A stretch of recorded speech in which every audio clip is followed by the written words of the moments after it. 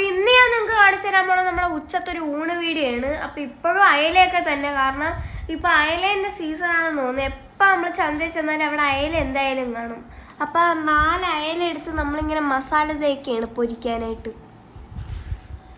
100 രൂപയ്ക്ക് 10-12 അയലയൊക്കെയാണ് ഇപ്പോൾ കിട്ടിക്കൊണ്ടിരിക്കുന്നത്. ഇന്നാളാണെങ്കിൽ അയല കാണാൻ പോലും ഇല്ലായിരുന്നു, ഇപ്പോഴാണെങ്കിൽ നിറച്ചുണ്ട്. അപ്പോൾ നിങ്ങൾ ശരിക്കും ഞാനിന്ന് സ്കൂളിൽ പോയില്ല, ഞാൻ ഇന്ന് സ്കൂളിൽ പോയില്ല. എനിക്ക് ചുമ നിശേഷം മാറിയിട്ടേ ഞാൻ പോകത്തുള്ളൂ. നമുക്കാണെങ്കിൽ ജലദോഷമൊന്നും ഇല്ലായിരുന്നു, തണുത്തതൊന്നും ആദ്യം കഴിച്ചില്ല. എങ്ങനെയൊക്കെ ചുമയെന്ന് വന്നിട്ടുണ്ട്. ഇപ്പം എല്ലാവർക്കും ഉണ്ട് വീട്ടിൽ. വെളിച്ചെണ്ണയ്ക്ക് വില കൂടിയെങ്കിൽ നമ്മൾ മീൻ ഇപ്പോഴും പൊരിക്കുന്ന വെളിച്ചെണ്ണ തന്നെ, കാരണം ഈ സൺഫ്ലവർ ഓയിലൊക്കെ പൊരിച്ചു കഴിഞ്ഞാൽ ഒരു രുചിയും കാണത്തില്ല. അത് മീൻ പൊരിക്കുന്നതൊക്കെ നമ്മൾ വെളിച്ചെണ്ണ തന്നെ പൊരിക്കണം. പിന്നെ പൊന്നാങ്കണ്ണിയുണ്ട്. പൊന്നാങ്കണ്ണിയാണെങ്കിൽ കൊതുവെല്ലാം കൂടെ കുത്തി ഒരുമാതിരി ആക്കി വെച്ചേക്കാണ്.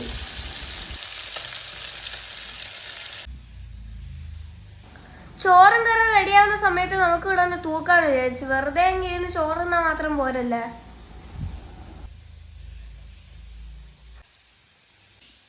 പിന്നെ പറഞ്ഞാൽ നല്ല അടിപൊളി ബട്ടർ സ്കോച്ചിൻ്റെ കേക്ക് ഉരുപ്പുണ്ട്. ഇത് നമുക്ക് കഴിക്കാൻ വേണ്ടിയിട്ട് അമ്മ ഉണ്ടാക്കിയതാണ്. തണുപ്പ് മാറാനായിട്ട് എടുത്ത് വെളിയിൽ വെച്ചേക്കുന്നുണ്ട്.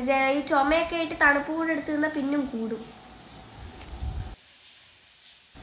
അപ്പം ഇനി ചോറ് കഴിച്ചിട്ട് വേണം നമുക്ക് ഇത്തിരി മധുരവും കൂടെ കഴിക്കാനായിട്ട്. ദാണ്ട ഇത് കണ്ട, എറുമ്പിനെ പേടിച്ചാണ് നമ്മൾ ഇങ്ങനെ വെച്ചിരിക്കുന്നത്. ഒരു രക്ഷയില്ല എറുമ്പിനെ കാരണം.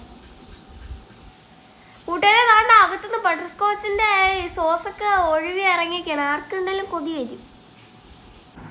അപ്പോൾ അതാണ് നമ്മുടെ ചോറും കറികളും എല്ലാം റെഡി ആയിട്ടുണ്ട്. നിങ്ങൾ കറികളൊക്കെ ഒന്ന് നേരെ നോക്കിക്കോ. ഈ കിച്ചടി നമ്മൾ ഇന്നലെ വെച്ചതിൻ്റെ ബാക്കിയാണ്. പിന്നെ രസമുണ്ട്, മീൻ പൊരിച്ചതിൻ്റെ പുറത്ത് ആവശ്യത്തിന് ഈ സവാള നമ്മൾ അരിഞ്ഞിട്ടിട്ടുണ്ട്.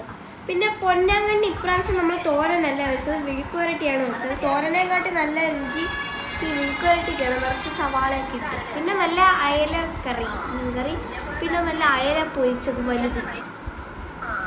പിന്നെ ഒരു കാന്താരി നമ്മുടെ ഈ വിനാഗിരിയിലിട്ടത് കൊണ്ട് ഇതെല്ലാം കൂടെ ചേർത്ത് നമുക്കൊരു പിടിയൊന്ന് പിടിക്കാം.